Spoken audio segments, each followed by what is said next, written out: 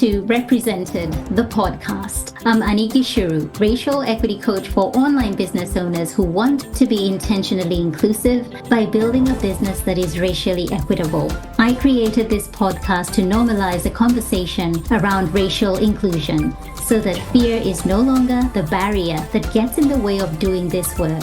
This isn't about perfection, it's about progress. Whether you're taking your first steps or you're well-versed in the journey towards racial equity, this space is for you. So welcome home, friend. Let's get started. From coast to coast, around the globe, we are represented.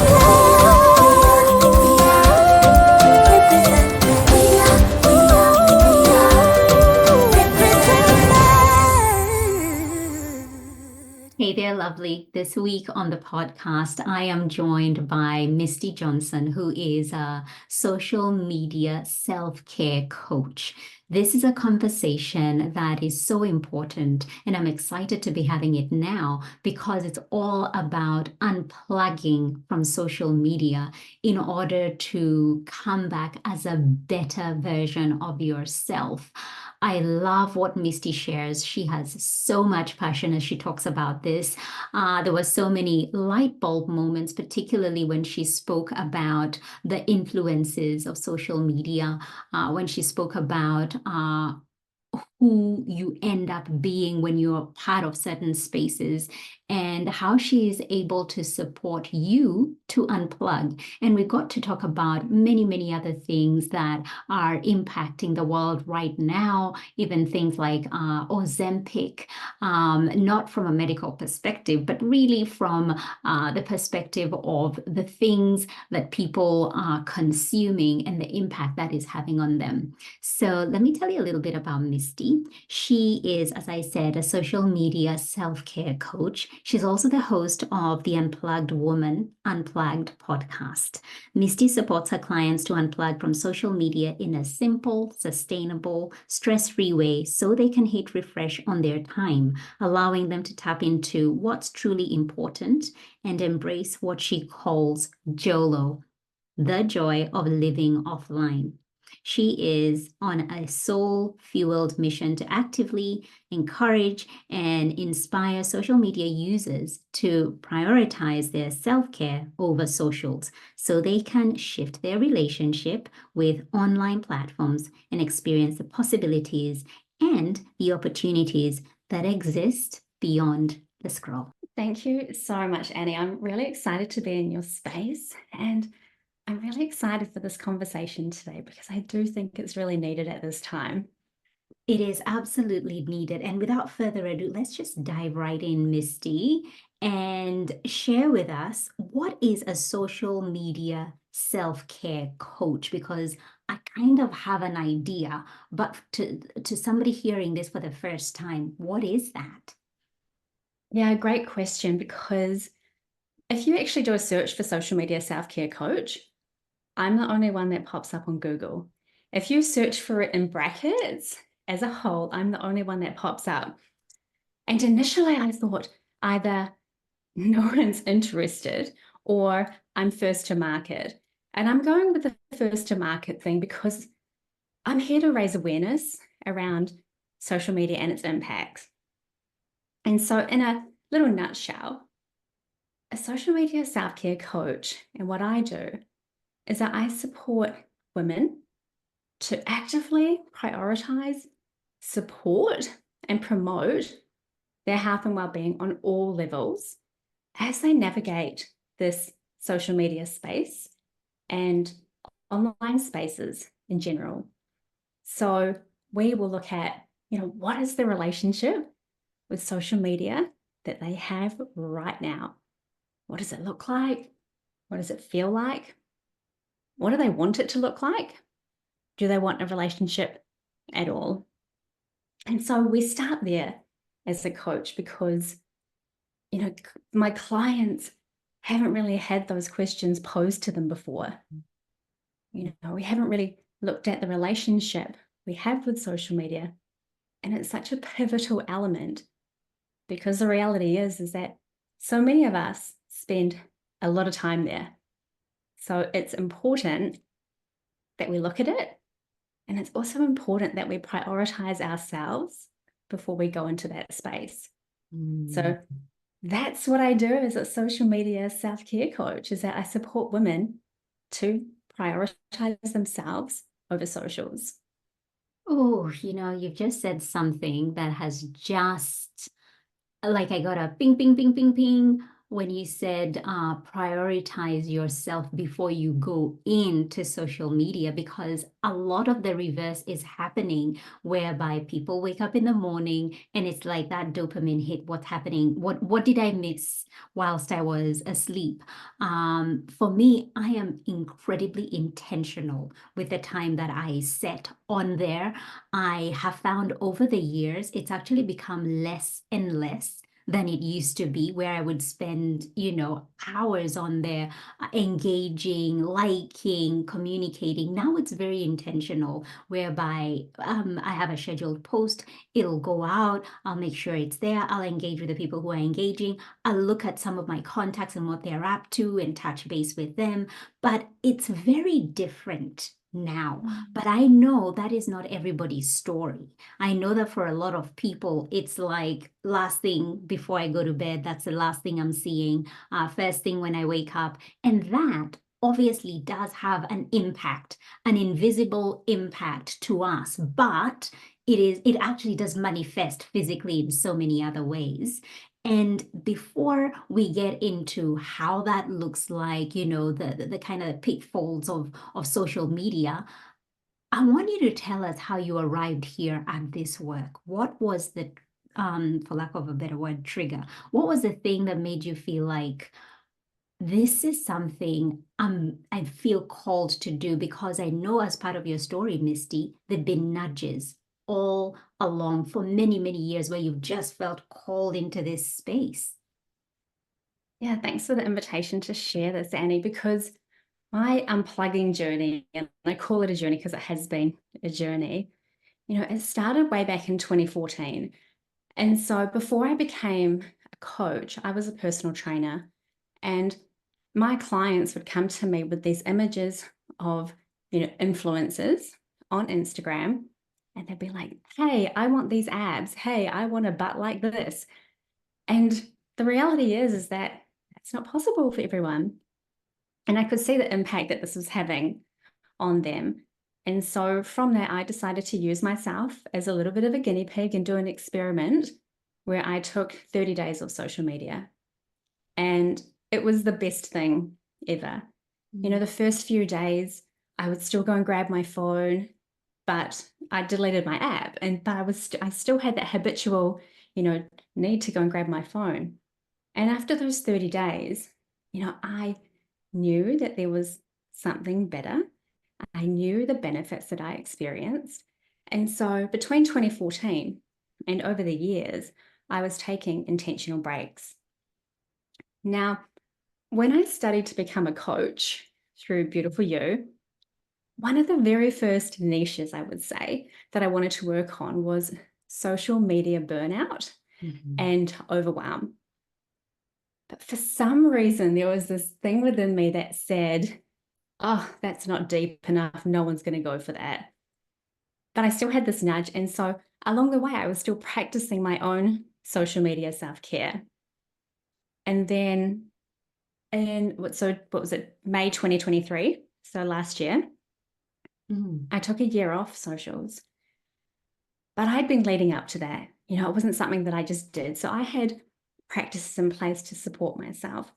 And I just made that decision knowing that, hey, if a month feels good, how good is a year going to feel? And so it was a lifestyle decision. Yes, it was a little bit of an experiment, but more than anything, it was a lifestyle decision. And that's how I started really leaning into and taking ownership of being a social media self-care coach. What a beautiful story of listening to the nudges and following where that takes you, knowing that it's a journey and experimenting with it, playing around with it. Does it take a lot of self-control to unplug? And can we fully truly ever unplug from social media? Yeah, great question. Because when it comes to like that self-control element, what I realized is that I wasn't so good in that area. But what I was really focused on was my why. Like, one, why was I going to social media in the first place? But why did I also want to unplug? And so when I anchored into those reasons, it made it a lot easier for me to prioritize myself before going on social media. And so anchoring into that, and which is something that I focus on a lot, made me realize that, hey, I can check in with my why before I go and pick up my phone. And that's what really worked. But I do believe there is an element of self-control. But when we anchor into something else that means more to us than that, then we can really start to explore and get curious around how we can, whether or not we are using social media day to day, or whether we do take a break, we can really get curious and focus on, what is it I'm doing in this space? Why am I in this space? And before we get into talking about what are the tools we can use to unplug.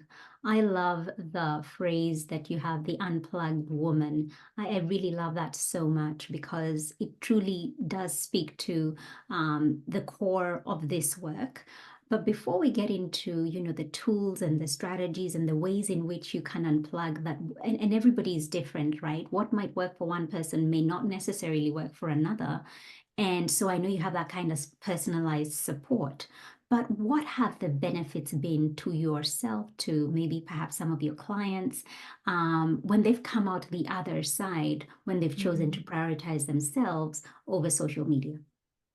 Yeah, oh my goodness, I could go on forever. Um, so one of the, actually, there's so many benefits, but a few benefits that I'd love to share because I think they're really important is that you get really clear on what matters to you.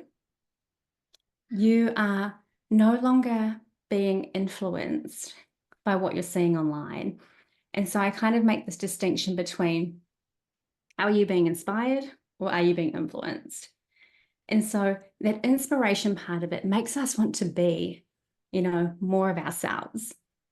That influence part of us, you kind of can feel that difference, and you can discern whether or not you're trying to be someone else. And so that was a really big part of it for me, was gaining clarity on, actually, who am I? What is it that I love? What is it that's important to me? So that clarity is a big piece. Another part I discovered, and this has happened also for clients and people in my community, is that you begin to find your own natural rhythm.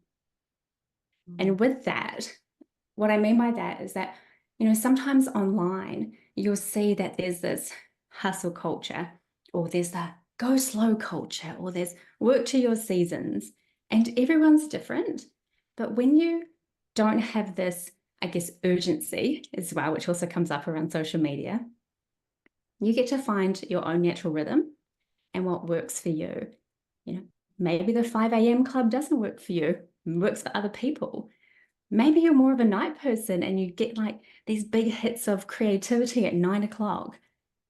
So, finding that natural rhythm was another big thing for me. I also just found like I had so much more time, and it was intentional. Like before I took my year off social media, I was always intentional and mindful when I went online. But when you have more time, and as a business owner, we know how much time we put into social media. But when you have more time, you can channel that time into energy, into things that you don't even give a second thought when you're in the social media bubble. So I was able to create so many more connections offline, get in front of other people's audiences, connect with communities. And I don't know if I would have done that if I was still relying on what was happening in social media.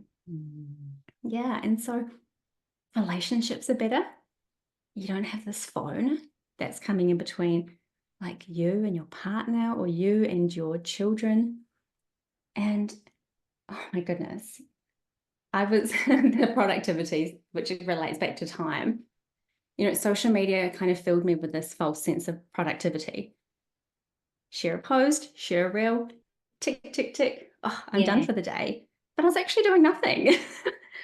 And I've become so much more proactive and more active I'd say in my life and in my business. So there's so many things, Annie, that I could rattle off, but Wow. yeah. I'm still on the first thing that you shared there. Are you being inspired or are you being influenced? And that just kind of hit me. I was like, whoa, that is so true because the demands of how now social media works, if you want to get more out of it, you've got to do certain things, post at a certain time, put a certain amount of hashtags, say, for example, on Instagram. And some of those things go against, maybe you can't post at that particular time and it wants you to do it like not scheduled if you want to reach more people. And so it makes you go against perhaps your values, against what you're doing. You end up prioritizing this thing to please this algorithm that is constantly changing. It changes so, so much. And we now know that organic reach is it's getting harder and harder for people to see you, to find you. And so what are the other ways in which, and particularly for us in our industry, Misty, we've got a lot of people who are coaches in business who are trying to share their work. How do they do it if they're not on Instagram, for example? Yeah. So one of my main ways was cultivating my newsletter community, which I call the Unplugged Women newsletter family. And I send an email or a letter out to them every single Monday. So, really focusing on cultivating your community away from social media. Um, collaborating, being part of bundles as well, like business bundles. You might see those going around. Yeah. Also, just guest podcasting. So getting in front of other people's audiences and communities in a way that is more, I'd say, organic, authentic, and you're connecting on a smaller basis. So you have that opportunity to go deeper and you have that opportunity to really show up in a way that connects with the 1, 2, 3 people in front of you rather than the 300 or 300,000. And especially when it comes to like your newsletter community, what I love about this so much is that when people read your letter, they've intentionally clicked a link to read your letter. And if they hit reply, that's an extra button that they've had to push. Everything is intentional. Everything is done when they want to do it. It hasn't just mindfully gone past them on a screen. And so you're landing in their inbox, which I don't take for granted at all. People handing over their email is, I honor that every time that someone does that, but it's intentional.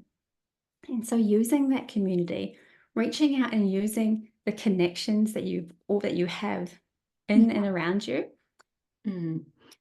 Yeah. And probably one of the main things I actually did, Annie, was just talk more about what you do and have conversations. Like I remember when I first became a coach, I'm like, I'm a life coach, like really like shy away from it because people are like, what do you do? What's a life coach? What's a life coach? And actually just really owning it, like owning, hey, yeah, I'm a social media self-care coach and this is what I do. So yeah, those are the things that you can do away from social media. Yeah. I was reading as part of your story on your website, and you share that obviously this is work that you've wanted to do for a really, really long time. But as much as you had the inkling and those seeds planted back in 2014, it wasn't until around about August 2022 where you felt ready to hold space and that you had the capacity, the skills, the knowledge. What shifted for you between, obviously that's a long time, that's almost 10 years, but what Mm. was it that changed and shifted where you felt I'm better equipped now to do this and to hold space for people wanting to make that change? Yeah, and so it was exactly those nudges. Like, how many times does something have to show up on your path before you give it attention? And this had been happening. And, whenever I'd been on a break from social media, people would always say to me, "How do you do that? What is it that you do? Why are you doing it?" I'd be asked all these questions. And I didn't think I had the capacity to maybe hold space for other people because I didn't truly know if it was actually a thing, to be Mm. honest. Like, it was something that I did, but hey, did anyone else want to do it? And you also get into this little, oh, she's not on social media. That's a bit weird. Mm. And it's even, Annie, recently I saw like, if you don't have a social media, that's a red flag. And I'm just like, I'm sorry. You see things like that popping up, but it was okay, this is time. Like, if I don't take this now and run with it, knowing what I know, it's going to be gone. Like, that Yeah. energy only sticks around for so long. And Mm. so I did it, and I haven't looked back, and I've loved every single moment of it. Oh gosh, I can see it. I get your beaming, your facial expression, like you found your thing.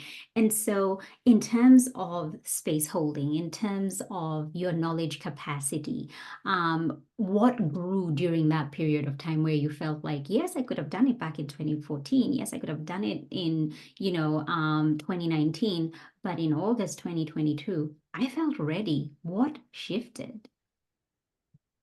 Found that I had just grown so much. I felt like I had, through my coaching training, through my other space holding training, through my work that I've done with you, trauma informed space holding training that I've done.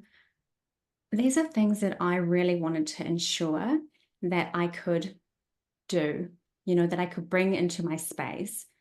Because when it comes to social media, and I know this from a personal perspective, it's not about the social media. There are so many underlying layers that social media has been built on top of. Mm. Social media is almost a little bit of a surface barrier. And once that gets removed, there's so many things underlying that clients and community have to work through. Mm. And I wanted to ensure that I could hold space for the things that may pop up, and I wanted to know that I could confidently trust that I could do that. And I owed it. I owed it not only to my clients, but I owed it to myself Yeah. to hold space in that way. And so that's what really shifted.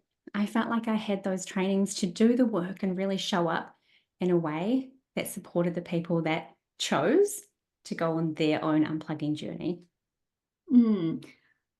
I'm going to take this in a different direction now, but it's very, very, stick with me, stick with me. It's very, very related. So I was listening to the podcast. I don't know if you've listened to the podcast, What Now with Trevor Noah.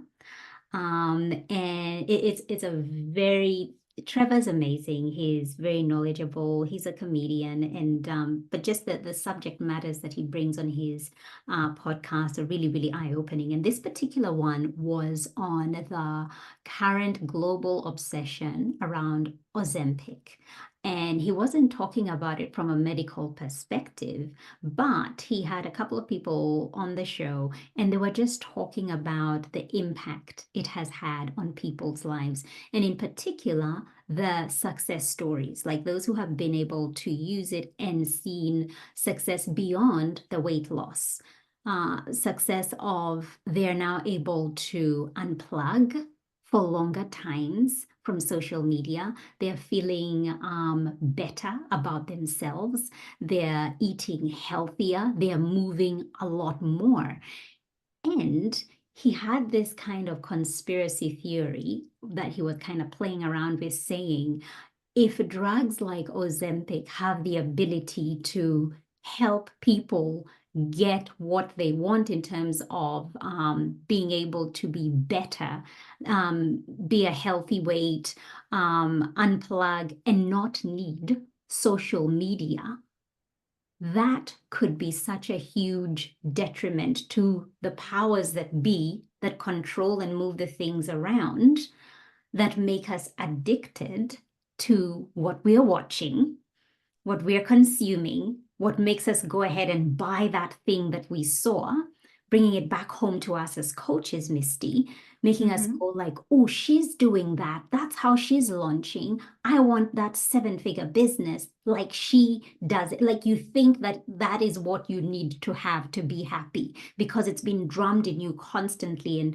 those are the connections that you have. And so you start desiring something that perhaps if you were not in this space, you wouldn't have. And it makes you into something. And I thought, he's onto something. Like that is so interesting. And he was saying that they could potentially be then a ban put on drugs of this kind that allow you to not need those things because those industries would go at a huge, huge loss. What are your thoughts on that? Yeah, so I feel the same about social media. You know, it's designed to keep us on the screen. The longer we're scrolling, the more money that businesses and companies are making. Yeah. And so, you know, even the infinite scroll was designed so we didn't have an option to click to the next page. So we could just keep on going. And so, you know, there is that element of it is at the crux of it, like at the, you know, right at the heart of it, it's a money-making machine, right? And a side note, like I saved so much money when I wasn't on social media because I didn't say, hey, I might need that course. Hey, that looks cool. And so I removed myself from that. But it is one, it's a powerful tool and it can work in both directions. Like I'm not anti-social media, but I am pro, you know, being able to make our own decisions. I am pro getting clear on what it is that we want without being influenced. Yes. And so if something like the Ozempic, not 100% familiar around it, but I know the concept of it. If something like that could potentially, you know, if they could put a ban on that because, hey, I feel so much better now. I'm out in nature. I'm eating better. Why would I need to do or spend my time or money, you know, not necessarily on social media, but on other things, you know, on, I don't know, like your Netflix subscription or, you know, keeping us in front of a screen. The reality is that it's dollar signs, you know, but the detriment happens and the impact is happening to the people that are watching that screen, the ones who are scrolling. And it's not just a money thing, you know, it's impacting health and well-being. And we know that. And there is a massive push in Australia at the moment, you know, to ban teenagers from social media up until 16. And there are big movements around the impacts of social media. And it has always baffled me that if as adults or grown-ups with fully developed brains, if we sometimes find it challenging to be in social media, to navigate the spaces, how can we expect our teenagers to navigate those spaces as well? And so that is another whole completely element and other conversation, but it comes back to where is the ethics behind this? And ethics is one of the reasons I took a break and why I use it so intentionally, because I don't necessarily agree with everything that's happening and the changes and the way that we unknowingly are being pulled into this, you know, this social media realm. Yeah. Oh gosh, I couldn't agree more. I could not agree more, Misty. There's so much that we don't know, and we're just kind of just going in and not knowing how much more it's impacting us, health and many, many other things, as you've mentioned. Now, I know you read vastly. You're very into keeping yourself knowledgeable. I know there are times you DM me and say, I've borrowed this book from the library. I think you'd really like this, Annie, or I'm learning this and the other. And in particular, when it comes to matters to do with racial equity, do you see a correlation between those who are vastly underrepresented, those who are marginalized, being impacted more by these hidden impacts of social media, perhaps? I don't know if you've ever looked at it from that perspective, but I really wanted to bring things back to, representation. We know that in the societies we live in, particularly if we are part of spaces where the majority are white folks, it benefits them more. We have systems of, white supremacy. We have systems of capitalism. In fact, very recently, I had Stephanie on here talking about capitalism. I know you know Steph. And the patriarchy. And so I'm just trying to see, is there a correlation here when it comes to the impacts that it impacting people of color more? I don't know, but it's just a seed that I just wanted to plant here and see where this conversation goes, Misty. Yeah, so as you mentioned, it's not something that I've really looked into, probably because I fit, in the category as, Wahine Māori, as an Indigenous woman from New Zealand. But what I do know, and what I will share, is that there's a couple of things to this. Social media raises awareness around things that are happening globally. Yeah. We get access to, causes and movements that we may not otherwise have been aware of, which means if those causes and movements speak to us, we have the capacity, and if we have the capacity, we can support those movements, and on the flip side of that, if you are going into social media and you don't have the energetic capacity to consume what might be coming up on your feed, whether that is, protests around the world or movements, that can equally impact you, because you do identify as someone from a marginalized community. So there's that kind of, there's that balance between it. And so while I haven't really looked into that area, I do believe that there will be ways in which it does impact people differently. And because people have a unique relationship with social media, people will be impacted uniquely. So one thing that I always suggest, especially when there's big global world events happening, when you go onto social media, and I do this myself, do I have the energetic capacity to consume what's going to be on my feed today? And that is a check-in for me. And if I don't go on social media that day because of that, and I don't see the stuff that's happening around the world, and I don't put my hand up, or it doesn't mean that it doesn't impact me, and it doesn't mean that I might not support a movement. It means right now I don't have the energetic capacity to deal with it. I need to prioritize myself right now. So I feel like there's a bit of a balance, but it's definitely a conversation that I think is really important to see how social media is impacting marginalized communities around the world. Yeah. And I don't know if there's actually any studies. I did read a book recently called The Anxious Generation by Jonathan Haidt. Real incredible book. I borrowed it from the library. It's one of those books that I need to buy. But he was saying that in the States, people from lower socioeconomic communities tend to have higher social media use and tend to be impacted.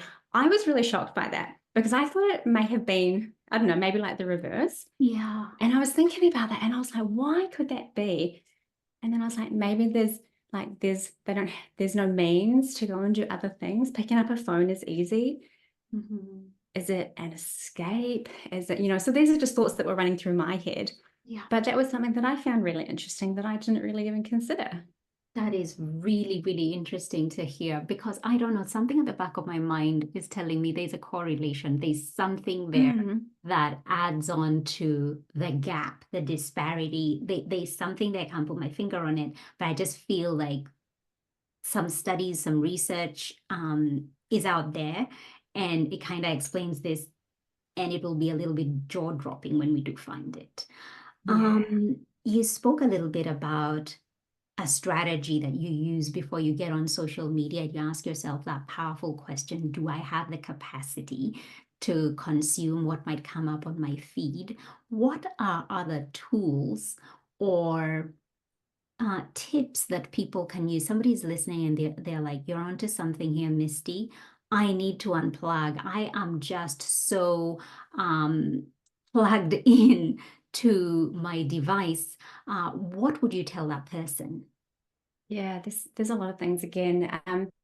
So first of all, I have a list called a what else instead list. It's I'm sure there's a fancier name you can have for it, but this is a list of things that I will go to before I pick up my phone. So and they have to be fun things, because if it's just your to-do list, it's not going to entice you more than your phone, let's face it. So I Yeah. have a list that actually supports me to spend more time away from my phone. I don't have my notifications on. I create quite, I create loving boundaries around when I use my phone. So, no phones in the bedroom at nighttime. I know that might not work for everyone. Perhaps you've got kids traveling, or, Yeah. your partner's working. So that may not work for everyone. It's something that I really love. And when I did start doing it, I slept. My sleeping health was so much better. Curating your feed. So if you are scrolling, we can't control what people share, but we can control kind of to a certain degree what comes up on our feed every now and then. So if someone is constantly posting stuff that's making you feel a little, uneasy, or it doesn't make you feel good, it's okay to unfollow them. They are not going to know. So that kind of stuff, really prioritizing your relationships with the people that are in your four walls, Mm. rather than the celebrities that are online who don't know about you. Or anchoring, as I mentioned right at the beginning, like anchoring into your why. What is it that is keeping you on social media? And get really honest with yourself, because what I've discovered is that people go to social media for if you want to laugh, if you want to connect, if you want to belong, if you just want to catch up with people.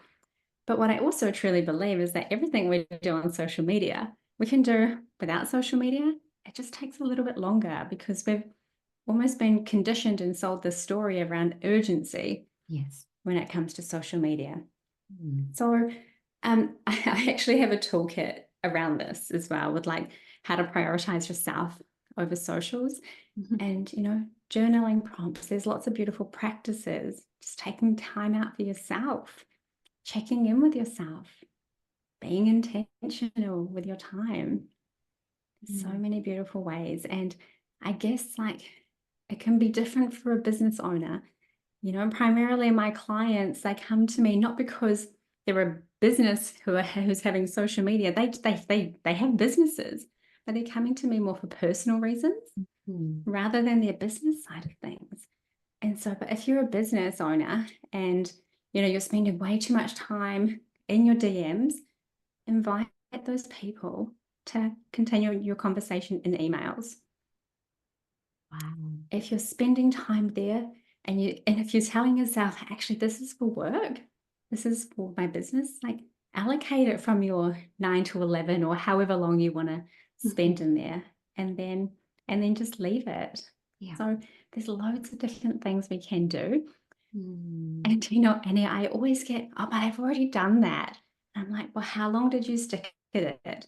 one day isn't going to cut it. Yeah, no. I'm sorry, but one day isn't going to cut it. That's the reality check. And it's going to feel uncomfortable because you're making a change. You're creating a shift, but you stick at it. And I truly, truly know that you will rediscover like the beauty of life beyond the screen. Like it's just, it just opens up so many opportunities for you. It sure does. And so my final question to you, Misty, is if fear was not a factor, how would you show up in your work?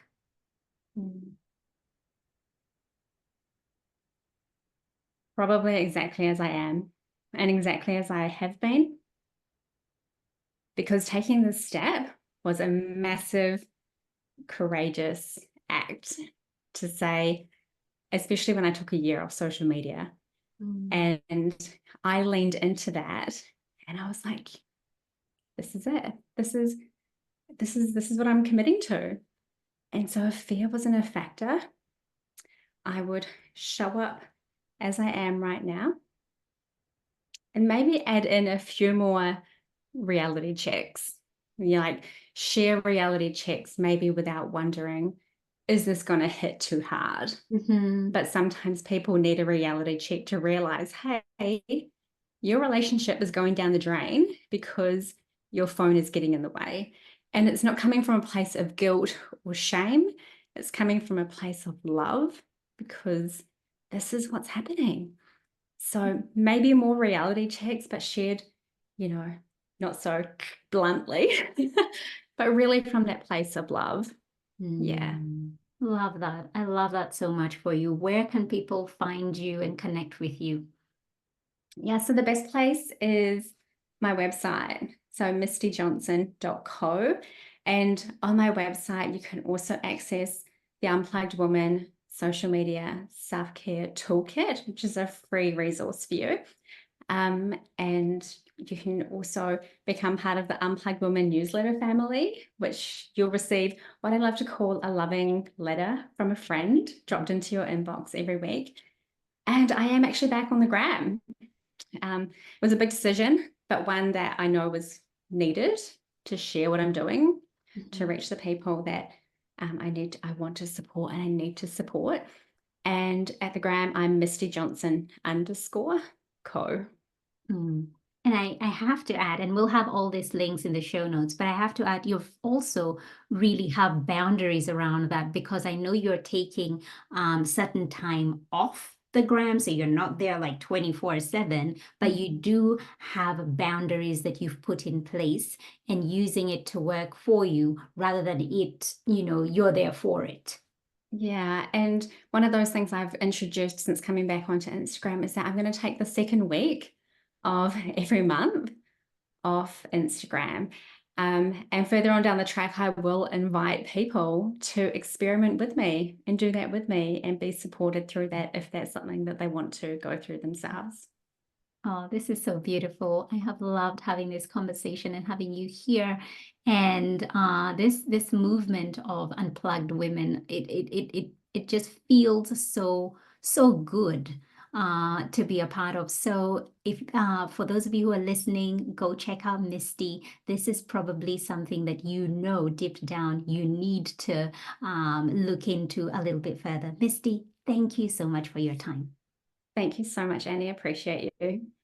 We are represented. We are represented. We are represented. Thank you so much for tuning in. Why don't you go ahead and hit that subscribe button and leave a review so this podcast can reach more online business owners, and together we can begin to normalize racial inclusion in the online coaching space. I'd love to acknowledge the traditional owners of the land where this podcast episode was recorded, the Wiradjuri people in central New South Wales, Australia. Music produced in Nairobi, Kenya by Patrick St. P. Mbaru and Kambua Mathu. Vocals by Joanne Matata. Represented.